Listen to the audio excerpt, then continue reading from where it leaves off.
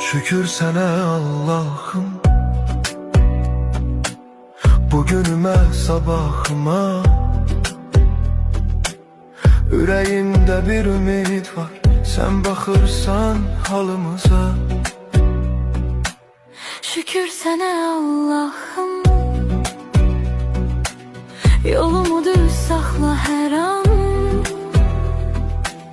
Qəlbim yorulsa da bəzən sen verirsən mənə güman. Bir addım atıram, yenə sınaq çıxır. Dünya bəzən gülür, bəzən də yandırır. Amma mən bilirəm, tək deyiləm heç vaxt. Sənin adın var içimdə, mənə yetər bu haqq.